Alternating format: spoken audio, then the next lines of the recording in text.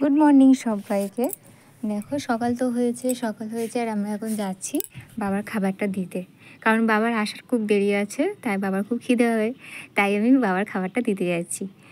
আর ও একটু বসে হেঁটে যাচ্ছিলো, তার জন্য আমিও ওর পিছন পিছন চলে এসেছি। অবশ্য বসে হেঁটে যাওয়ার জন্য না, বাবার খাওয়া দিতে যাব তার জন্য। তারপরে একটু দাদাদের বাড়িতেও যাওয়া ছিল।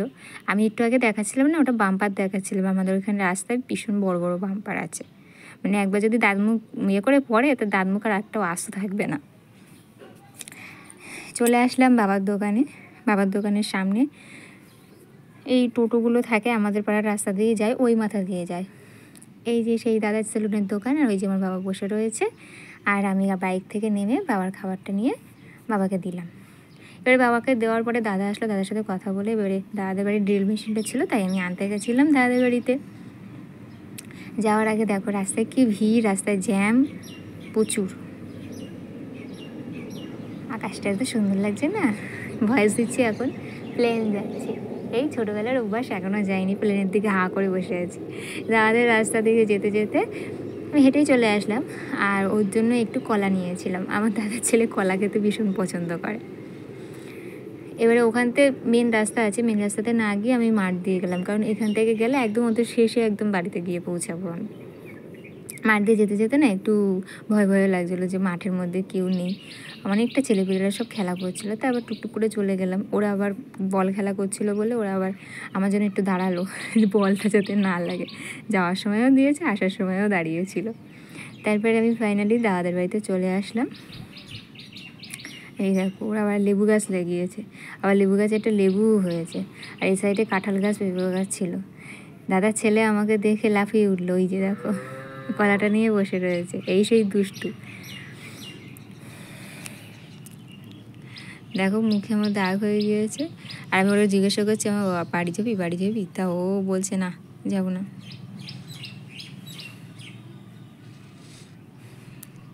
দুষ্টুমি করছে, ও যত আগে নিয়েছি তো এখন বড় হয়ে গেছে, তো এখন লজ্জা পাচ্ছে।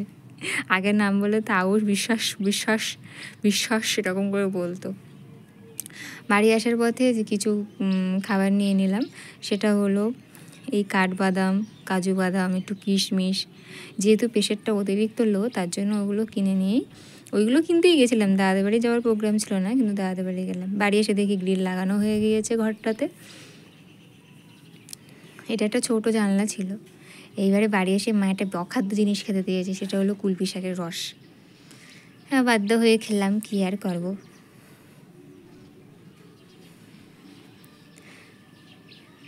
গরমে ঘেমে নিয়ে আমার একাকার অবস্থা।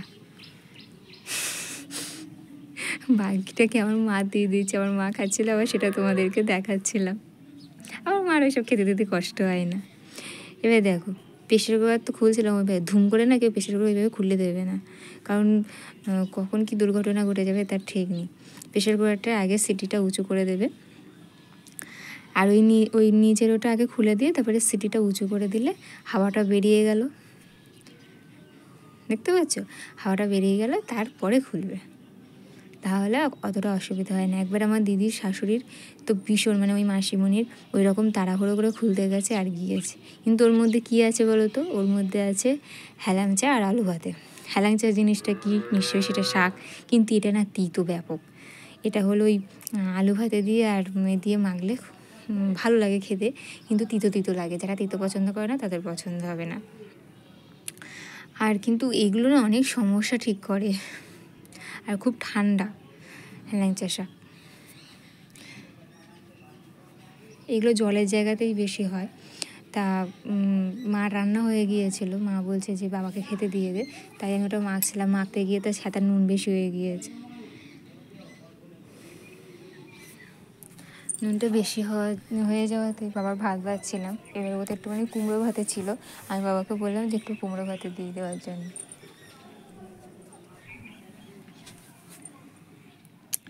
মা পটল দিয়ে মাছের ঝোল করেছিল, টক ডাল, আর হলো মানে সেই কাঁচা আমগুলো পেয়েছিল না সেইগুলো।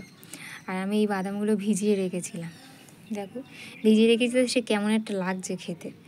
আর এই বাদামগুলো নিয়ে এসেছিলাম, আর এই কিশমিশ, সবগুলো একসঙ্গে মিক্সড করেছি, করে একসঙ্গে মুখের মধ্যে ঢুকিয়ে দিয়েছি। আমার মা ফার্স্টে ওই বাদান একটা খেয়েছে, বাদান বলছি, দেখো কী অবস্থা, ছোটোবেলার মতো কাণ্ড হয়েছে।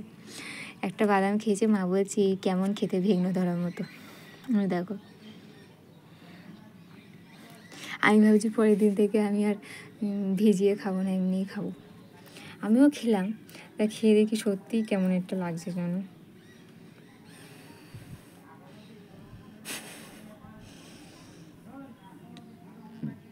এই দেখো, আমি খোসাগুলো তো ছাড়িয়ে ছাড়িয়ে কী অবস্থা করছি।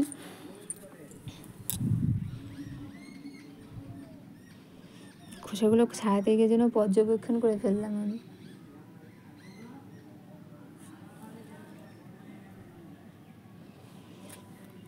তার সঙ্গে ওটা ভালো লাগছিলো না বলে সত্যি কেমন একটা ভেঙে ধরার মতো লাগছিলো। আর ওইটা দেখো একদম, হ্যাঁ হুদু পাখি, ও হুদু পাখি দুষ্টুমি করে, আমার হুদু পাখিটা কি দুষ্টুমি করে? ও যে এত দুষ্টু আর বদমাইশ বিরাট। কেউ যদি কিছু খায় ওর সামনে, তাহলে ও সেটা খাবে, সে যে জিনিসই হোক না কেন, মুখ দিয়ে আগে দেখবে। কখন যে ও কি খায় আমি না কিছু বুঝি না। দেখো, আমার মতো কে কে বিড়াল ভালোবাসো আমাকে কমেন্টে জানিও। দেখো মুখের দাগগুলো কী অবস্থা হয়েছে। আমি না সেই কী বলে এর দিয়ে ফুটিয়ে দিয়েছিলাম তো, যার জন্য ওরকম হয়ে গেছে। অবশ্যই দাগগুলো নাকি থাকে শুনলাম। সব একসঙ্গে করে দিয়েছি, এবারে আমি সব একসঙ্গেই মুখের মধ্যে ঢুকিয়ে দেবো আস্তে আস্তে। সেটা তোমাদেরকে আমি দেখালাম না অবশ্য। এবার জল খাচ্ছিলাম, খেতে খেতে জল তেষ্টা পেয়ে গেছে। আসলে আঙুরগুলো তো আঙুর বলছি কেন, কিশমিশগুলো তো মিষ্টি। আর তার আগে ভিডিও করে এসেছিলাম, ব্যাপক গরমও লাগছিলো। আর এই দেখো, এটাকে নিয়েছিলাম ক্যাঙ্গারু, এই সেই আমার ডলু ওর না আমাকে দিয়েছিলাম ডলু, কারণ ওরকমভাবে দোল দিল না, ও ঘুমিয়ে পড়তো। দেখো হাতগুলো এমন করে রয়েছে, মনে যেন কোনো বাচ্চা মানুষ। দেখো কিচ্ছু বোঝে না, একেবারে কিচ্ছু বোঝে না। আমার রেগে যাচ্ছিলো, দেখো রেগে গিয়ে ওর মুখ ধরেছে, রেগে গিয়ে আমার মুখ ধরে রেখে দিয়েছে আমার বম্মাই কোথাকারে। কুতু বাচ্চা একটা। আমি না ওরে বিরাট ভালোবাসি, আমার খুব ভালো লাগে। দেখো চুল ধরে রেখে দিয়েছে, এবার মারবো, সেই হাসার মতো মার কেউ খাতে চায় না। ঢুসুম করে মারি একটা। ও ভাবছে যে আমাকে কেন এরকম করছে আমার সঙ্গে।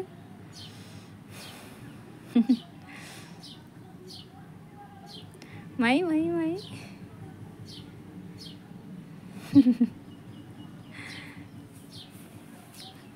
ওর হাতের মুখে মারছিল, আসে আমার কপালে সিঁদুরের টিপ ছিল, ওর কপালে লেগে গিয়েছে একদম, ওরও কপালে মাঝখানে লেগে গিয়েছে। ওই দেখো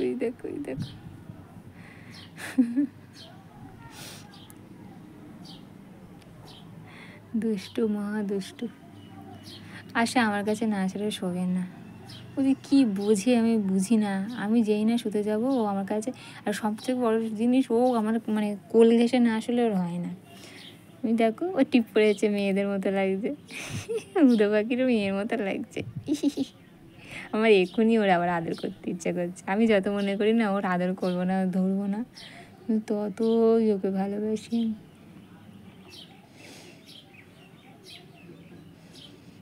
দেখো যেন নেতা, কিচ্ছু বোঝে না, যেন নেতা ওই